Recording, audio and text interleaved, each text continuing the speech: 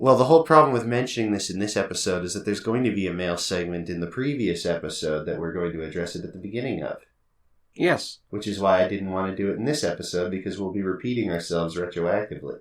That's okay. Let's do it anyway.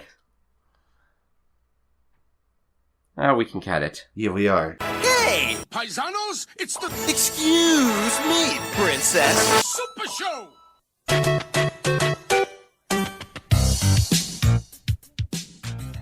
Hello. Over there, to my right, is John. And I'm Aaron. And this is the Excuse Me, Princess Super Show. John is not here right now, but he will be here momentarily. Until then, let me tell you where you can watch the show. You can watch it on the Wild Brains YouTube channel. This sounds like a good time for me to pop by. Hi, John. Hello, Aaron. How are you doing? I'm doing great. Awesome. Yeah, you can watch it on... Let's start over. And not by start over, I mean... The episodes we're going to be watching today are EC, the Extra Creepy, and the animated segment Toad Warriors. Originally aired September 25th, 1989. And if you want to watch the episodes we're watching today, you can watch them on the Wild Brain Superheroes YouTube channel. Which is a YouTube channel. You can also watch it on Amazon Prime or buy the DVDs. Which I really don't recommend because the DVDs have them way out of order. Or maybe in order in a production sense. We're not sure exactly. And we're too lazy to do the full research to find out. Because what would be the point? So I guess we start off with Extra Creepy. EC. Extra Creepy. Yeah, EC, the Extra Creepy. Good news. In 1989, computer dating was already a thing. This was news to me. I remember seeing it in some old cartoons and stuff from the era. And having the information be printed out on dot matrix printer paper is very evocative of the era. Yes. So Mario is getting ready in a mirror. He's wearing a red, pink salmon tie. Was that the color it was? I'm pretty sure it was a salmon-ish color. Kind of an orangey salmon. Yeah, it's somewhat salmon. And he's wearing a tie with his regular outfit, and it's tucked in under his overalls, which is a nice touch. Because he's got a date coming. Yeah, Luigi comes up. Where are we going, Mario? Yeah. We aren't going anywhere. I'm going on a date. Yeah. It turns out Mario's got a computer date coming. Yeah. And first Luigi looks at the spec sheet from the printer. Long, luxurious hair. Bulging muscles.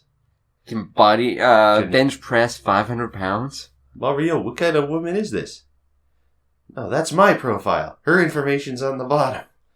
He got, it's a Rambo profile he got off of a bubblegum wrapper. Oh, yeah. Back when they used to put trading cards in with chewing gum, which is, at the time, it was still a thing, but I think it was basically gone by the time I was young enough, but old enough to be buying chewing gum.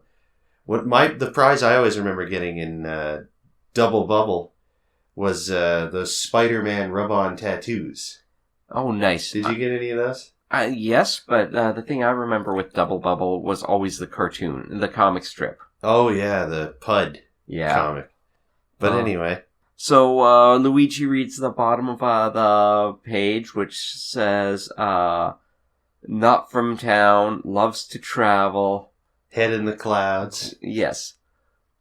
And says something about, she sounds more like a 747, which at the time is also topical. Yeah. If it ain't Boeing, I be going. Yeah, but don't say anything bad about them. Oh. But no, the doorbell rings and Mario goes to meet his date, and it's a woman in a spacesuit kind of thing. With big 80s hair. Big 80s hair, but strikingly attractive. Yes. But, you know what that suit reminds me of? The beginning of, Mork and Mindy. Or the outfit that Ronnie was wearing when, the 6th Doctor regenerates into the 7th Doctor. Oh, yes. Leave the girl. It's the man I want. And it was really Sylvester McCoy in a curly wig. Fair play to Colin Baker. Why would he stick around for that? Yeah. But anyway. So Mario asks to take her hand, and she hands him his hand. Quite literally. Her hand. Yeah. Twists off her hand, hands it and puts it in his hand. You can still see her actual hand through the jumpsuit, whatever. Yeah. But, you know, for a grainy TV, it would probably have been a lot better. We were watching it on a top-of-the-line CRT TV. Yeah. But no, there's something a little mechanical about this girl. Not to mention, when she shows up, all the lights started flickering, the building shaked, everything. Yeah, because she was parking her car. What was it Luigi said? It sounds like she's pulling up in an 18-wheeler. And mentions about when he goes out, her car doesn't have a license plate. And when one of their upstairs neighbors brushed against the hood, they got turned into dust. It must be one of those new anti-burglar things. Because car alarms were also fairly recent. Yes. In the late 80s. But Mario is very taken with her. Yes. Very much so. We cut to the cartoon. And we cut back. To Luigi looking through the Mario Plumber's periscope. Oh yeah, he's looking for the date. And he sees some stock footage of a... black and white space shuttle. Yeah. Like Flash Gordon style. I was literally going to say, like, from a Flash Gordon serial. And if I'm going to double check, the one thing I forgot to do was see if maybe the wiki can tell us in the trivia what that was from. That's the sort of thing that people keep track of. It was actually quite... it was interesting seeing a periscope in the plumbing shop. Yeah, it makes sense since they're in the building, or in the basement of the building, but it also doesn't make sense because why would you have a periscope? To look out for flying saucers. Yeah. Also, at one point, the lady starts eating a wrench. Yes. Right. I did forget about that when Luigi's trying to point out that there's something a little off with Mario's date. Yeah. No, it doesn't mention what the clip is from. At least not there. Yeah. But that's okay. And yeah, eventually Luigi has come to the conclusion that it is computer dating because Mario's dating a computer. Yes. She is a robot. But before that conclusion, she actually tells them that she has to return to her home planet to watch clips from this week's Legend of Zelda episode. Which doesn't completely give the game away because I know which episode it is and there's a big twist coming. But there's already a bleep that I could see in that. Yeah. And it's not even the one that I did bleep from that episode. You'll know it when you see it. Oh. I said it would be simple. I didn't say it was easy. Oh. Yeah, there. I just ruined what episode of Zelda it's going to be for Aaron. God damn it. But anyway, after their date, she comes in. He comes... was it Mario was carrying her, or was she carrying Mario? Mario was carrying her. Yeah, it would have been hilarious if it was the other way around. The way that I remember, it's like, wow, maybe with all the mechanical parts, maybe Mario can bench press 500 pounds. Yeah. I mean, Captain Lou is a wrestler. Yeah. What does Danny Wells do? Did. He was just an actor. He was a bartender on the Jeffersons. It was his main thing. But anyway, she gets a call they have to return to their home planet because Brooklyn cannot sustain intelligent life. Yes. Which the Mario Brothers don't even try to dispute. I mean, they've already said, you'll find beautiful people, you'll find... Yeah, you get plumbers, you get carpenters, you get whatever. But normal brains, forget about it. But, Mario asks for something to remember her by, and she takes out a heart-shaped ceramic thing covered in lights and says, "You will always have my heart." And it's a somewhat touching farewell. And Luigi is jealous. A little bit. Finishing off with the Mario. And she was there the entire time. Yeah. So. She didn't try to do the Mario in time with them, which is actually kind of fair enough because her whole thing is sort of being oblivious to what's going on. Yeah. and moving very robotically. Yeah, which mostly almost literally means doing the robot. Yeah. Doing C-3PO arms. So, do you want to talk about the actress first, or talk about your thoughts on the episode first? The actress was Clare Carey. She is still active to today. She was born in 1967, so at the time of this episode, she would have been, 22? Something like that. Yeah. In Rhodesia. Hmm. She was actually born in a Christian mission. Her father was a doctor, her mother was a teacher, they were serving at the time. But, hey, that's like the beginning of the Mario movie. The old one. Although she probably didn't hatch from an egg. Probably. Probably not. So she started acting in 1987. So it started off with a film called Zombie High. Not that Zombie High. No, that's Monsters High. Monster High. Yeah, but I was going to make the same joke, so I like where your head is at. She's had a long line of jobs, including the Super Mario Bros. Super Show as EC the Extra Creepy in EC the Extra Creepy. Did we talk about how terrible the title is after this? Yes. Thank you. She was in Walker, Texas Ranger in one episode. She was in Hercules the Legendary Journeys with Kevin Sorbo. She was also in Home Alone 4 as Kate McAllister. Oh, yeah, because Home Alone 4, they used all the old characters but recast them all.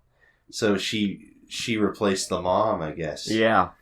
Because the mom was, what's her name, from like SCTV? O'Hara, the redhead? Yes. Yeah. For me, the thing that caught my attention the most is she was in one episode of Stargate SG-1. As a character you recognize? I think so. I would have to rewatch the episode. Okay, fair enough. She was in one episode of Grey's Anatomy. She was Ann Gibbs in NCIS. Okay. One of his late wives or one of his most recent late wives? I don't know. Yeah, or maybe his daughter. She was also in NCIS New Orleans as Anna Boudreau. So presumably she managed to survive through divorce. Yeah. And gain an A. Because one is Anne, one is Anna, so. Oh, okay. She is married with she is married and her husband and her have 2 kids. Well, that's neither here nor there. Yeah. Well, that's good. So she's still active to this day. Yes. And probably doesn't remember this. No. Or if she does, I hope she remembers it well, because I do want to talk. First, let's talk about how bad the name is. Yeah, EC, the Extra Creepy. I get it, but it's really lousy. There's gotta be better names you could have used. Like, Computating. Yeah, well, they're going for a parody sound, although sometimes they don't bother for that. So, or like, okay, yeah, that's just it. It's easy for me to sit here and say there's better titles, but for me to actually come up with one. Yeah. Mario gets his final hot date. Instead of Weird Science, it's Weird Plumbing. Yeah, that would have been better. Or, Stainless in Seattle. That's not bad. Robotic in Brooklyn. Oh. But anyway, it's a lousy title, but in hindsight, I'm not sure I could have done any better. Stainless in Seattle is good. I said I could have done any better. I didn't say you couldn't. Oh. But it was actually a pretty good live action one. I think I've enjoyed this one more than the last few. Yeah, it was definitely better than The Orphan. And Cher. And Johnson. Yeah.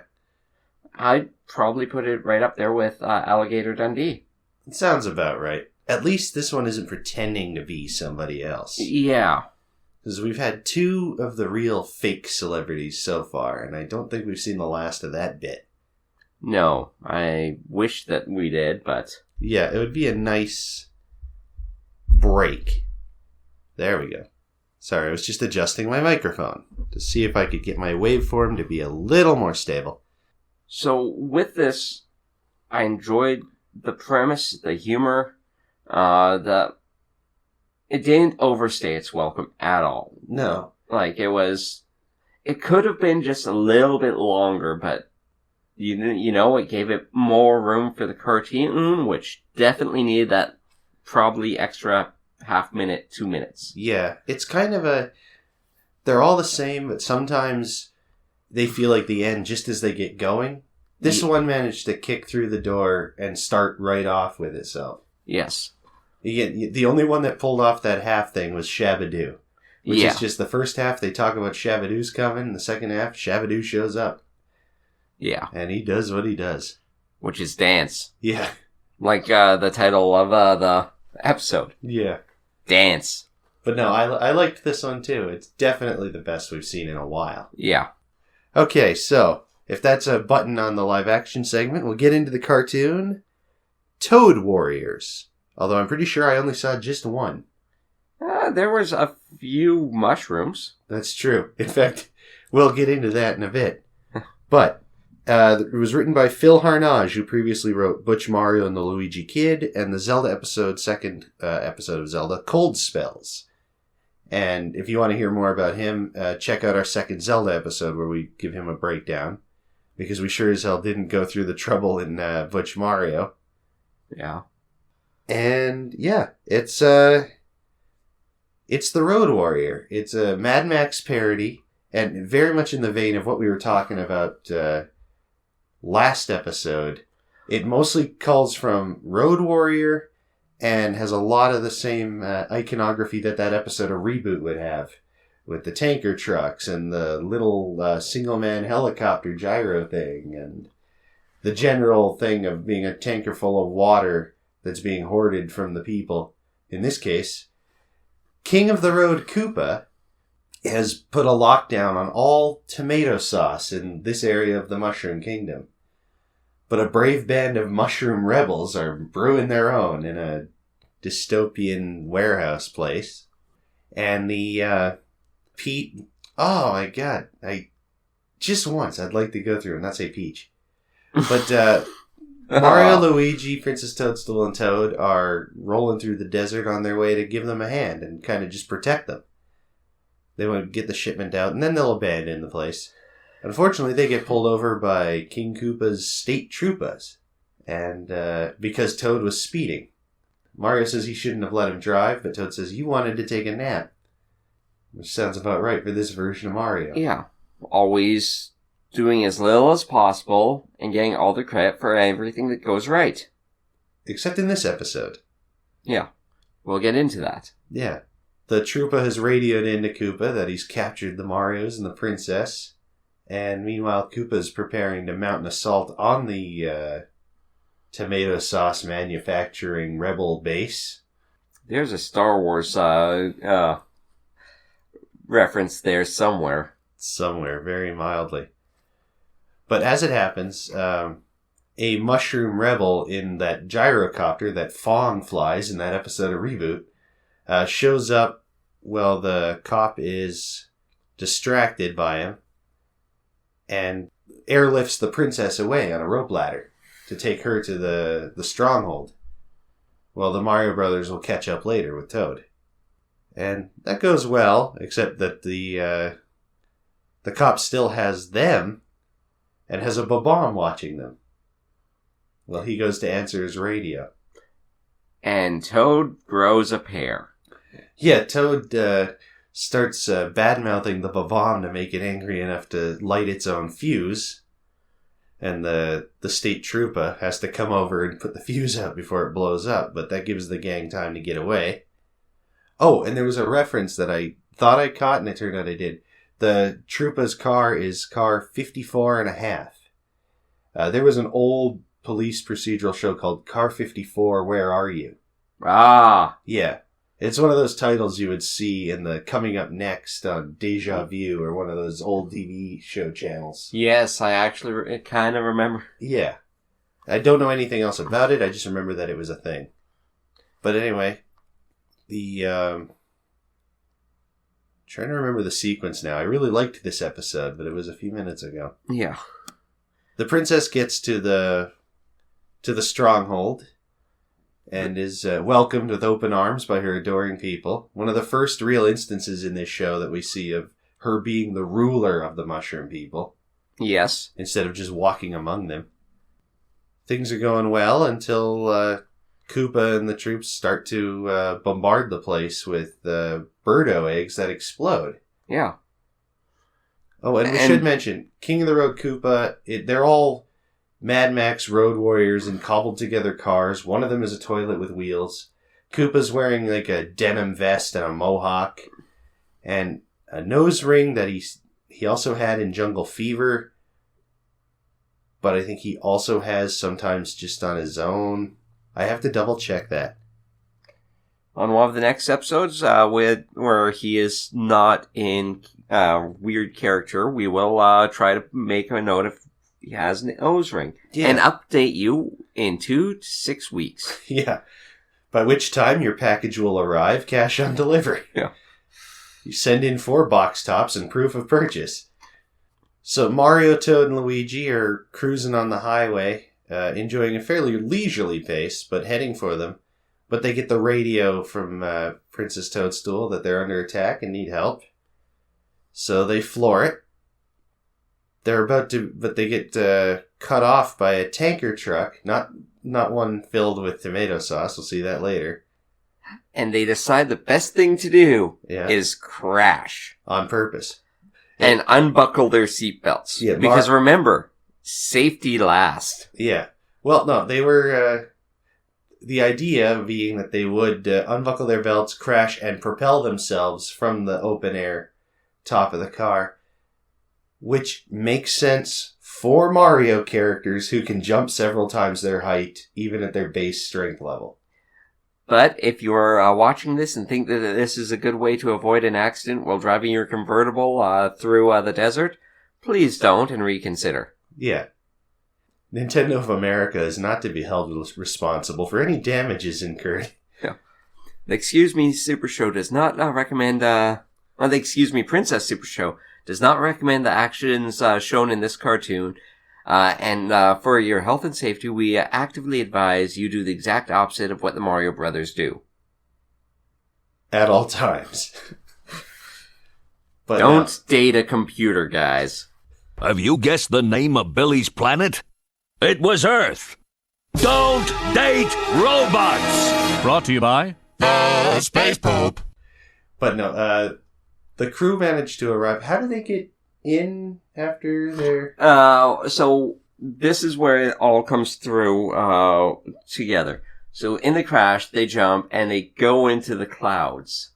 Yes, that's right. They fly up high enough that they're in the clouds and there's a star there with a smiley face, which is a Starman from the games. And Toad grabs it and brings it with them. And they land... They start falling towards the stronghold, and Toadstool, Princess Toadstool, orders all the toads there to start stockpiling mattresses up for them to land on. Which, against all odds, they all do. Yeah. One after another, and they clear the path before the next person lands, which is the most impressive. Yeah, perfect dismount. Even Luigi lands on his feet. Yeah. None of that landing headfirst in the snow stuff from last time. Oh. And everyone's happy to see them. Like, this is Princess Toadstool leading her people. This is a good episode for that stuff. Yes. But they know that they're going to be under attack right away. Again. And so they get ready to... They hatch a plan. Mario and Princess Toadstool... Oh. They do get attacked right away at that point. The attack starts again. That's right. And they bring out, was it Thunderbirdo? Yeah, Thunderbirdo, which is a giant birdo on a flatbed that shoots giant eggs that are really exploding. Yeah. And the attack goes on, and the entire rebel base is covered in smoke, And Koopa is competent and says, no, let's make sure we finish the job. Yeah, Mouser... Let the smoke settle. Yeah, Mouser suggests they run in the base right now. And yeah, Koopa, of all people, is like, no, those plumbers are tricky. There might be a trap or whatever. And it's like, well, okay. Phil Harnage is stepping up his game. Princess Toadstool figures they can use the smoke to cover their escape. And so she and Mario are going to take the tanker truck full of illegal pasta sauce. Luigi's going to get in that gyrocopter. He doesn't know how to fly. Yeah. He gets a crash course from a mushroom person. Mm-hmm. And Toad uses the Power Star to become the Toad Warrior, which turns him into a badass biker. Who's a little rude with a big attitude. Yeah, but you kind of need it. Yeah. And the plan's set in motion. Just as Mouser has finally convinced King Koopa that they should charge the base, King Koopa and Mouser almost get run over by the tanker truck. Yeah. Was it Mario says, next time, King Koopa, use the crosswalk. Which is weird, because they weren't even on the road. They were just... Yeah. And then Koopa's yelling at them and then gets bonked in the back of the head by Luigi in the helicopter. Yeah. And then gets bonked again by Toad on his bike. And so it's now Koopa and all of his kart warriors are chasing after them in a scene that is oddly prescient of the new Mario movie. And this brings us to the cover song. Yeah, there's a pretty ripping cover of Born to be Wild by Steppenwolf that kicks in, not right at the beginning, but a good part in just as the action picks up. Yeah, because Toad the Princess and Mario get a bomb thrown into their window, but they just chuck it out the window at the Koopa Troopa on their other side, who's about to do the same thing. And there's a really good shot of Princess Toadstool hanging out the driver or the passenger door of the truck that's animated with way more frames than usual. It's you mean more than just 2? Yeah. Like it has and it sounds funny to say it has an anime look because this show's about as far from even those 80s cartoons that have an anime look because they were animated in Japan. But the way there's like fabric moving in her dress and hair and stuff in the wind is way more detailed than normal. Yes. And so it's a weird step up. But she's on top of her game in this episode. She chucks the bomb at the state trooper. That's one kill. Luigi drops a bomb. Yeah. On a set of Birdo launchers, I think. Yeah. How do they get the bombs? They had bags of bomb plants in the base. So, at one point, Princess Toadstool, backtracking, does ask the mushroom people to load up all the bomb plants that they have for them. Yeah, that's right. So, once again, good leadership. Mm-hmm. Good forethought. She's going on the offensive. Yeah. She's showing that she is competent, unlike the last Mario episode, where she just showed that she was a cheerleader. Yeah. In training. Yeah, no, they, she knows that they're going to war, and she's ready this time. Yeah. But and then there's a shot where she's up on top of the trailer of the tanker, chucking another bomb, blowing away more bad guys. Luigi's carpet bombing the bad guys and putting stickers on the side for every kill he gets. Like, this is the whole team at the top of their game. Meanwhile, Born to be Wild is playing. And it adds so much, and it is so well choreographed. Yeah, this is like rolling down the river levels of this was animated to the music and it fits. It was very well done. So who can we thank for the cover that's going to be put in here? We can thank the Super Mario Bros. Super HQ channel on YouTube. Link in the description below for the cover song.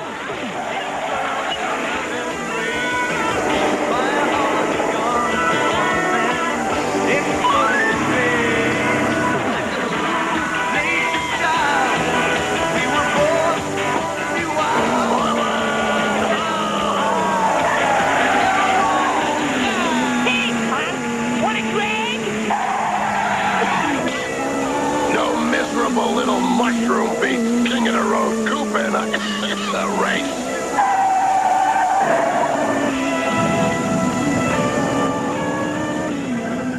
Toad, the Toad Warrior, is doing his part by keeping Koopa distracted by playing against his ego and challenging him to a race. First, whoever wins will get to keep the pasta sauce, although, of course, neither one of them actually plans on keeping the end of the bargain. Yeah. But it does keep Koopa from interfering with the rest of the fight. And then it's a game of chicken over the giant chasm. Yeah, everyone else drives across the bridge. Koopa and Toad decide to drive straight towards the Grand Canyon. And first one to slow down loses. They both go over the edge, but thanks to Toad being smaller, lighter, and fueled by a superstar, makes it all the way across. Well, Koopa Smashes into the wall. Insert clip of Homer crossing the Springfield Gorge here. I'm gonna With make Peter it. Griffin. Oh, yeah. We're going to make it. Trust me, we're not. Oh. And yeah, Toad is the hero. Everyone's done a good job, but Toad is rightly lauded as being a hero. He powers down from the star just as he lands. Koopa's drifting down the chasm on a parachute that he just happened to be wearing. Luckily, he didn't die for him. Yeah. For us, not so lucky. I don't know. This was a good showing for all the characters. You know, yeah, it was good. But the episode ends on a funny bit where Mario, who's been having dry pasta for weeks, ever since they locked down all the pasta sauce, goes over to a faucet on the side of the trailer and opens it up and gets fire hose sprayed with pasta sauce down to the corner. And no one helped him. No, everyone's too busy laughing at this hell of his own making. Yeah. Which is fair enough. Oh, yeah. And that's when we cut back to the live action segment. So, how did you like the Toad Warrior? Oh. AKA Toad Warriors. You know what? It was a fantastic fungus. Yeah, that's right. Yeah. By the power of this star, I am the fantastic fungus. I am something something. I am the Toad Warrior. Yeah. And then he just turns into Evel Knievel with a few spikes on his helmet, but that's okay. Magical mushroom or something? Something. Oh, yeah. No. I doubt it. I don't remember what it was, but yeah. No, this was a good showing for all the characters instead of everyone just being sidekicks to Mervyn the Magician and Pasty Pete the Witch Doctor, whatever his name was. Yeah. Sheldon. Sheldon. That's right. Oh. Pasty Pete the Witch Doctor. I don't know if that's offensive or not, but I feel like it is. He was pretty pasty. Yeah, but his name was... Yeah, that's... I guess. No. We'll let the viewers decide if that was offensive. Yeah, let us know if you think it was offensive to call Sheldon the Witch Doctor, a white guy in a grass skirt and Mickey Mouse gloves, and who hid behind a giant tiki mask, presumably because he hadn't brought out his blackface makeup that day. Tell us if you think that calling him Pasty Pete was beyond the pale. But anyway, no, this was a great episode. This is probably like the second best Mario episode we've seen. I If think. not the best. If not the best. It just really managed to hit a stride, this one. And even without the Born to Be Wild's cover, it was still good. Yeah, the cover is like the cherry on top. The choreography... Instead of the saving grace. Yeah. The choreography for the cover added a lot. The animation didn't rely on the cover, unlike most of them. Yeah. We don't go into the animation studios on this show like some of our contemporaries do, but whoever they got for this one really seemed to... Like, there were animation errors. There were tires not moving. There were colors being wrong. The giant birdo would, anytime there was a close-up where you only saw the back of it, it was green, as if it was a regular dinosaur or even a Yoshi. But the staging was really good in the episode. The momentum was really good. And the way that they took care of the giant birdo. Did we go into that? I think we were about to, and then I sidetracked us. Yes. So, everyone knows what a birdo looks like, Yeah. right? I hope so. There's been one in like 3 previous episodes. If you know that they have a funnel mouth. You know what fits perfectly in a funnel mouth? A bomb. A Yeah. bomb. Yeah. There was There's been a lot of bomb action in the last few episodes. But only one Black Pit bomb. Yeah, well, that was a special case, apparently. He only had one of them. But He had a whole chest full of them. But only on that boat. only on that boat, and that boat is gone now. Sunk. Bottom of the sea. With the Titanic and whatever the sub was called. Yeah. Now I can imagine James Cameron in a mini-sub finding a chest full of Black Pit bombs. Oh. But anyway, no, this episode was really good. And and good performances from the cast, which is my incredibly segue. So I'm just going to read them all out because it's just the usual crew, but everybody except Jeannie Elias is pulling some double duty. And she's been voicing Shy Guys for like the last 3 episodes, so that's fair enough. You got Lou Albano as Mario and Mushroom Number 5. A little bit of... You got Danny Wells as Luigi and Mushroom Number 2. You got Jeannie Elias as Princess Toadstool. John Stalker as Toad, Mouser, the Koopa State Troopas, and Mushroom Number 1, who isn't Toad. And you got Harvey Atkin as King Koopa, Mushroom Number 3, and Mushroom Number 4. Oh. So, it's another one of those, you can voice 2 people before we have to pay you more days. Except John Stalker, because he's always Toad and Mouser and the Koopa Troopas. So you got more pay on this one? Maybe. Something tells me it's a salary thing at this. I don't know. I mean, that was, it would have been recorded in Toronto. So. Good old YYZ. Yeah. YYZ. Yeah, I was going to say. And I didn't even catch it. I'm ashamed. Well, with the recent passing of Akira Toriyama, I've been hearing Dragon Ball Z more often, so I've been inured to Z again. So, how do you rate Toad Warriors, aka the Toad Warrior? Ooh. You know what? We just had 2 really good episodes back to back. We had a Zelda episode and a Mario episode, one right after another. It's not as strong as the Zelda episode. No, but It's in terms close. of Mario episodes, it's almost a class of its own. Yeah. I'd almost be willing to give it the number 1 spot so far. So far, I think so, but I think it is 8 blue afros. Blue afros? Who had a blue afro? That would be King Koopa. He had a mohawk, sort of. Okay, 8 blue mohawks. Like, it wasn't an afro. You're right. My mind is just. I could tell you that with some confidence. It was a blue mohawk. You were right on that. So 8 blue. Did we go over the name of King Koopa in this episode? Yeah, I called him King of the Road Koopa. Yeah. Which even he only addressed himself a couple times. Like, it wasn't suddenly everyone acts like that's always been his name. Like Koopa Khan. Yes. Alright, so yeah, 8 blue mohawks out of 10. Okay. 8 blue mohawks. And yeah, I think 8, even 8.5 Thunderbirdos. 8.5 green Thunderbirdos. No. Out of 10. I have a question for you, John. Do you? Oh, and my autocorrect just went Thunderbird. Big surprise. For a Mad Max, Thunderbird works as well. Yeah. Would you consider this a lore episode or a filler episode? I would consider this a lore episode. So I consider it a mostly lore episode. So we're adding on a little thing here. Because we've had a lot of episodes where they're the trash that should have been taken out. Yeah. We're doing whether or not this adds to the Mario lore, or is just filler. Specifically the Super Show story. Yeah. Because, you'll get the ones like Stars in Their Eyes, where suddenly they're in space, and Koopa's in space, and it's all in space, and it really...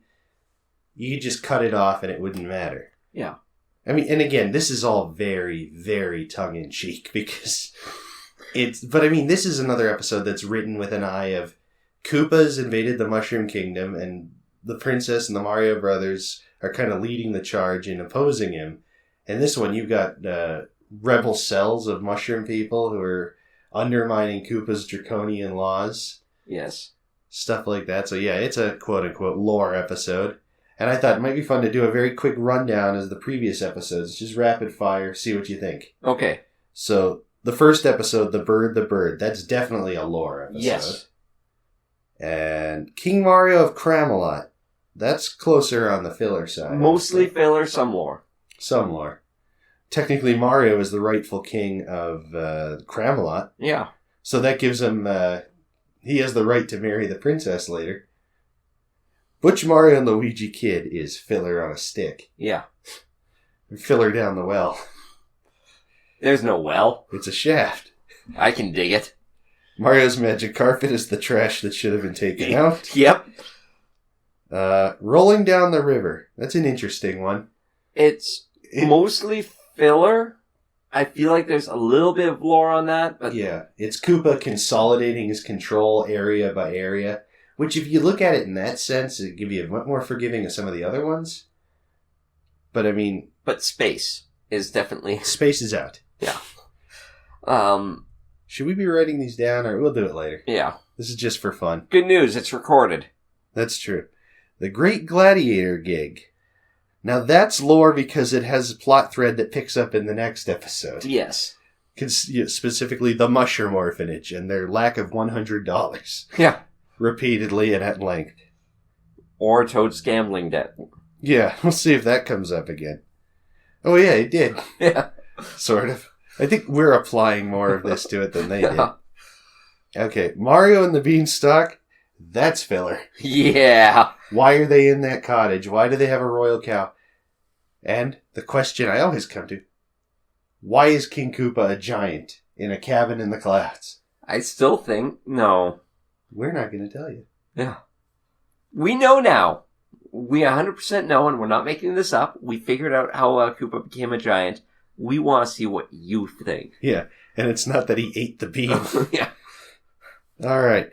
Love him and leave him. That's so fillery it doesn't even have King Koopa in it. No.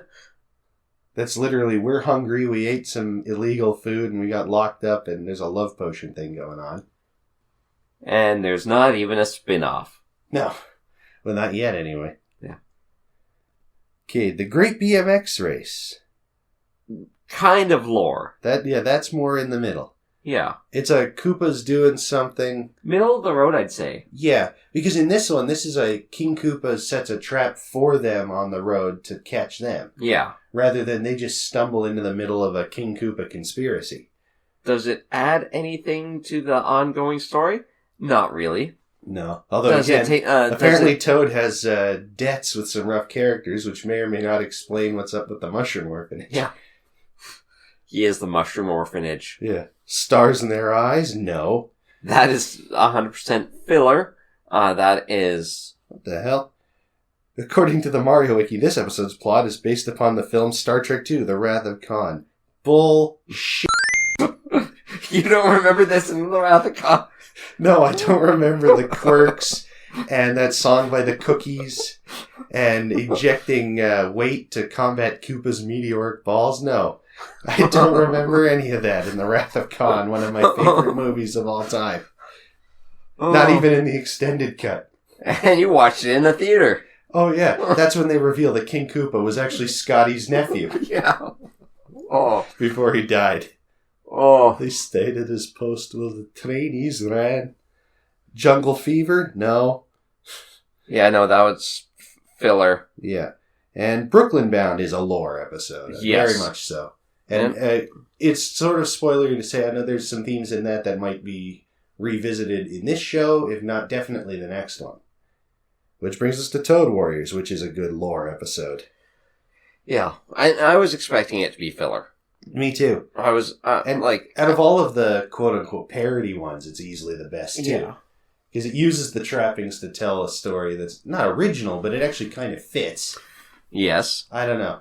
For some reason, I'm very forgiving of this one. Because it's just a good episode. It's good. It's solidly constructed. I don't have any issues with it. That's just it. Like, the animation errors are like things that... Yeah. they happen. It's not, oh, this is so bad that we notice it. Yeah, it isn't people talking with the wrong voices or stuff like that. Yeah. It's just the usual, this is a cheap cartoon. This episode had a lot of moving parts. We put the money where it needed to be, like all the explosions. Yes. A lot of the explosions were rendered on screen. There's only a few times where they just cut to a full screen. You know, these are obviously new inserted cells of an explosion over everything. Yeah. Which is fair enough. I mean, even the greatest cartoons in the world, the DC animated universe, tended to do that. There's 3 or 4 explosions that they would splice into other explosions because they liked how they looked. Yeah. Like Toyman's shop exploding. But yeah, so we've done the ratings. We've talked about lore. And this is where we're going to record a real lead-in to this episode's mailbag segment. As you probably heard last episode, we're still ironing out exactly how and how often we'll be doing some mailbags. But we are going to be collating comments and letters, and keep an ear open. You'll hear them. Especially you. Yes, you. Me? Yeah. It's letter time. It's letter time. Hey, we're back with another mailbag segment. I'm Aaron. Still. You know this because we're still in the podcast. Yeah, as far as you're concerned, this is part of an episode you were already listening to. Time to ruin everything. Yeah. Through the magic of digital editing. We're making this podcast worse. Because we are. Yes, actively. All right, but we've got a couple more YouTube comments and another letter to bestow us with. So, Aaron, you lead us off with the YouTube comments. All right, to start with, Nam and Anab has commented on episode 11 that a giant cheese ball of spikes was his nickname in school. Which, you know, okay, to each their own. How bad did you smell in school? And, like, what outfits were you wearing? Yeah. And the fact that you're speaking forwards tells me that our podcast takes place in your own home universe instead of the one that you break through to be and jump on the Batwagon. So that's interesting. At least you don't have to pay rent here. So thanks for the comment, Manananab. And Linola Cola has given us quite a review on episode 11. Which was Mamma Mia, Here We Go Again. Because that's important context for what follows. Mamma Mia, Here It Comes Again. Mario and Luigi find themselves in a bind as the arrival of their mother. They have to make sure their place is as good as new on the day before you came. They'll be in delusion? Or living a crazy world to think she wouldn't notice the little things. Knowing me, knowing you.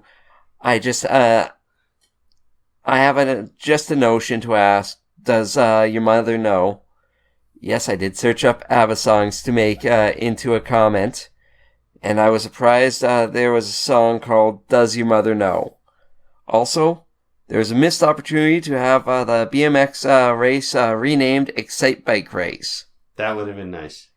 Thanks for the comment. And I think we did have a review, reply. A review to our reply. All those puns are my Waterloo. Better send out an SOS so Fernando can pick me up.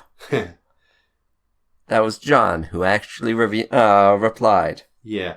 I am also a fan of classic rock and arena rock. And yes, so thank you for the YouTube comments, everybody. And we have another email from Dr. Derp, which arrived before we did our first mailbag. So, sorry about that. Let's see. Hiya, John and Aaron.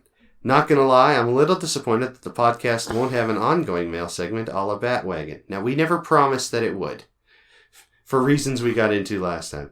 But because I love hearing the show and want to show any support I can, I'll keep sending my thoughts every other week. He said ever other. It'll be fun to watch the show with you in real time. Maybe someday, if you get enough regular mail, we can have a mail segment. But time will tell. Nah, it won't happen. Nice to see other yappy dudes watching along too. Thoughts on Wild Thing? Gone indeed are the commercial bumpers that foreshadow the live-action segment, but I can't say that they're particularly missed.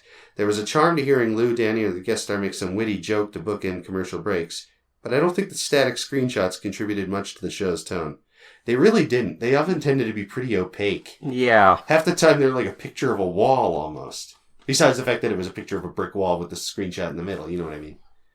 I do know what you mean. Yeah. Replacing it with just the actual title screen and them saying, the Super Mario Brothers Super Show will be right back is actually an improvement. Anyway, the live action segment is fine, although I feel embarrassed for not recognizing Moon Zappa until the end. Well, we didn't recognize her at all, so, you're still a better man than us in that sense. Yes. Or better person. Don't want to assume. Some good interactions with Mario, Luigi, and Edison. Yes. The premise with the party doesn't overstay its welcome, but it's not particularly endearing either. Moon Zappa herself is fine. Okay fine, for sure. I don't know if that's just a joke or a reference. Thoughts on White Knight? Just like with the Mario characters, I love the Mario cartoons, I love the orchestral music mixes used. Yes, so do we. Pretty impressive when you consider how most of the music motifs are based on a handful of tunes from the original NES game. 2, if I recall correctly. It's basically just Zelda 1 at this point. There's such a grandness to it all that perfectly sets the mood for adventure. I also love all the little details from the NES games that somehow make sense, like items being shrunk down to hold in a pouch, defeated enemies dropping loot, and of course the fact that Link exclusively defeats enemies with laser beams from his sword. Quite right. Cuts down on that family-unfriendly violence you get from a guy swinging an actual sword at people. As easy as it is to roll one's eyes at the will they won't they dynamic between Link and Zelda, I do like how Zelda can hold her own in a fight. The use of light arrows also seems to unintentionally foreshadow Zelda's use of them in video games as early as the Nintendo 64. I also love how creative the cartoon gets with the recognizable monsters from the games like Octoroks and Goma. Yeah, I think we really liked the Octorok design in particular. We did, yeah. It was a little uglier than the cutesy Octorok sprite, but history has vindicated it because 3D Octoroks tended to be pretty ugly. More specific to this episode, of course, is the titular White Knight himself. It's another easy trope when someone shows up that is seemingly better than the main protagonist, but turns out to be severely flawed beneath the surface. Nevertheless, it proves effective. I also like how this episode specifically takes the time to establish how everyone in Hyrule knows magic on some level. I don't know magic. Yeah, well, I have issues with magic. Yeah, especially in the medicine cabinet. Oh. Something about Sprite spying on Link reminds me of Moaning Myrtle from Harry Potter, right down to the chortles. Anyway, it's great seeing Link try to impress Zelda with an outfit that just doesn't fit him, and I like how Zelda's reaction is in good fun. Come to think of it, the outfit variety in the Zelda cartoon is on average stronger than in the Mario cartoon. Yeah, well, it helps that half of the episodes take place in Zelda's house. Where are the Mario crew going to get other outfits, not counting pirate outfits? Yeah. Between both the Zelda and Mario cartoons, I'd say this is my favorite episode so far. Perhaps that's a sign of how low the bar is set, but I appreciate it all the same. We felt pretty much the same about White Knight easily being the best Zelda episode. Yeah, 8.5? Yeah. Favorite moment, the Octorok fight. Books or hip-hop? A good children's book. Unintentional foreshadowing, count 1. From this Zelda cartoon, Zelda's Light Arrows, followed by 2 from Cold Spell. Zelda gets kidnapped by a giant bird in the Wind Waker, and a mop is a usable weapon from Skyward Sword onward. And 1 from The Ringer. Ganon's disguise is reminiscent of Aghanim from A Link to the Past. That's 4 total so far. Well, you keep track for us, thank you. Yeah. Because we're just going to keep coasting through with it. We're going to enjoy it, and we thank you for the hard work that you do for us. Yeah, but you keep an eye on the details for us. MVP of the episode, Link, for being comparatively sympathetic compared to the previous episodes. He's not even as horny as usual. Yeah, well, he's dealing with other teenage angsty emotions. Jealousy. Dirt. Revenge. Yeah. Sword. Greed. Avarice. And literally being too... No.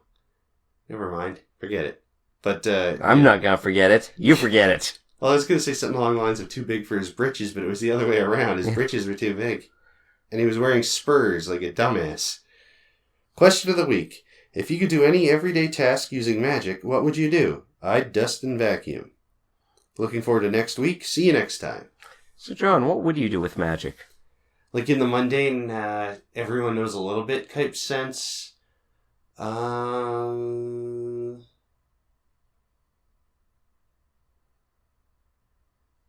Fix a damn door in my delivery truck, but I would use it to wash dishes. Okay. You see, when I first read it, I was like, you know what? I have a lot of emails to respond to. Maybe that. But then it's like, nope, that's just AI. Yeah. ChatGPT, dude. And I really don't want to be out of work from AI, so, I don't know. Make it so that I can sleep better. I still have problems with magic. Well, you could use magic to keep magic from ever showing up again.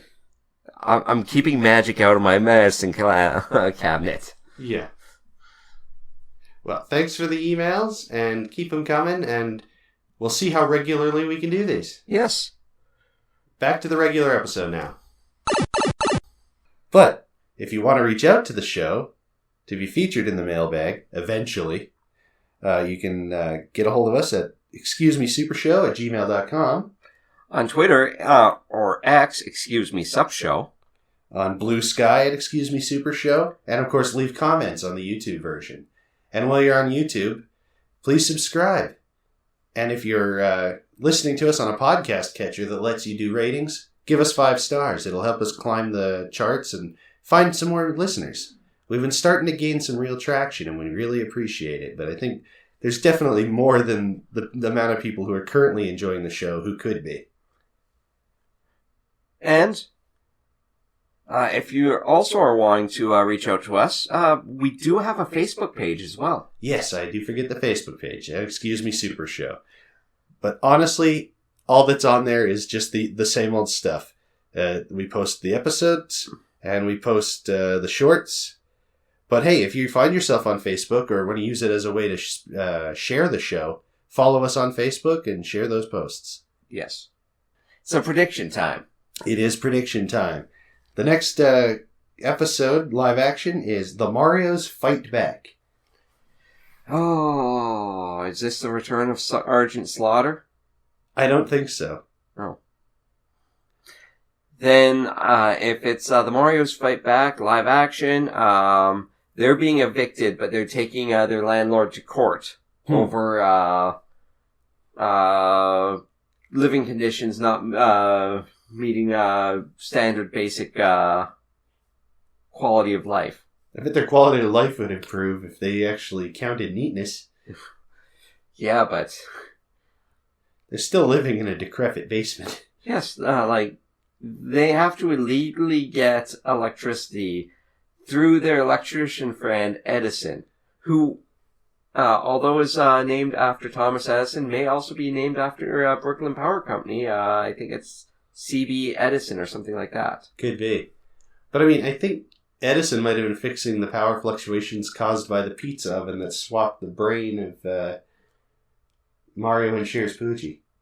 Yeah, but that just means that there's been illegal wiring happening within the building without permits. Well, I blame Edison for that.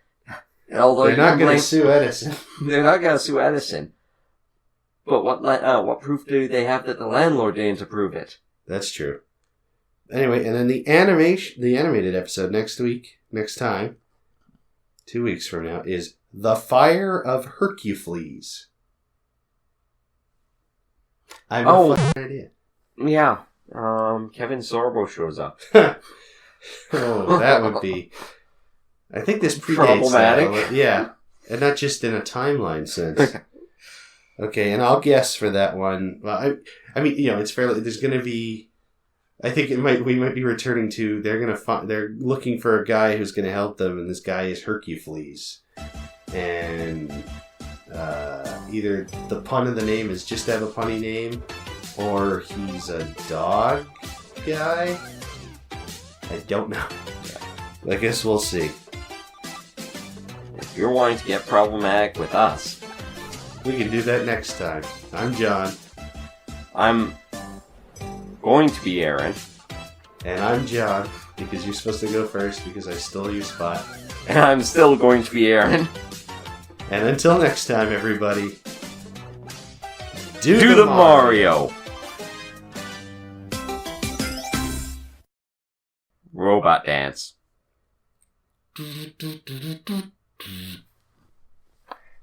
You know that there's a Mario Brothers theme, Do the Mario karaoke track now available to sing at Provincial Pub and Bar in Edmonton? No, I did not know that, Aaron. What an odd thing to say.